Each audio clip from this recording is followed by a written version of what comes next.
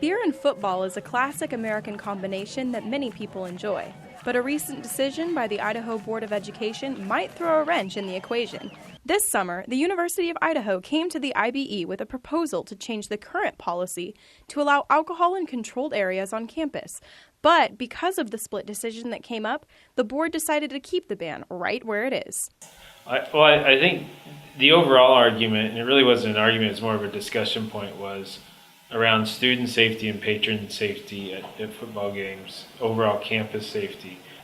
Because you're not just talking about people confined to an immediate area around a football stadium. They have to go to their parked cars, or they're walking across your campuses. So that was really what I think the entire discussion really was around, was how do we create that safe, inviting environment. Last year, a trial was run to allow the sale of alcohol in certain areas at Boise State for football season.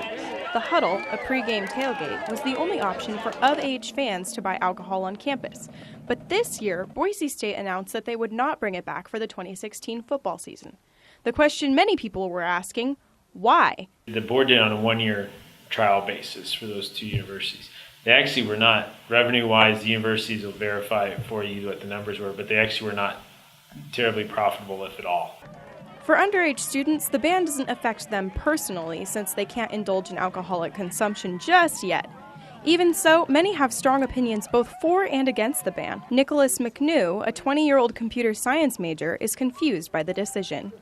In a phone interview with The Arbiter, he said, quote, "I believe Boise State as a school is trying to follow the law in terms of possession of alcohol, even though consumption is not denied in those tailgating areas.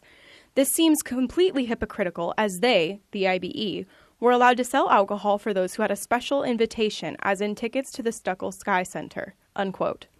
There is a catch to this policy. The sale of alcohol is allowed on campus if it's given a permit by the university president.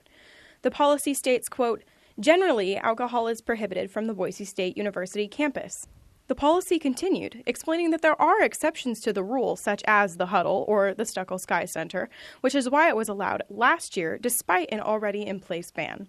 So the next time you want to try tailgating with alcohol here, you're going to have to go somewhere else, like all the way up there. With all the arguments, the IBE doesn't expect turnout at games to change anytime soon. In the end, for all the fanfare, what the decision did was maintain the policy we've had in place for a number of years. And with that, I think, in regards specifically to Boise State, I think the football team and the football program has shown that they've created a large enough and great enough fan base that they'll continue to support Boise State.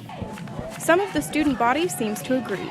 Austin Henderson, a 20-year-old communications major, doesn't believe the ban will affect the spirit of the games at all.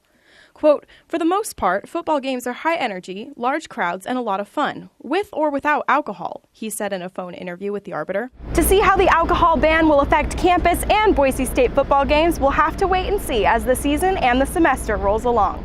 Reporting at Albertson Stadium, I'm Natasha Williams, Boise State Student Media.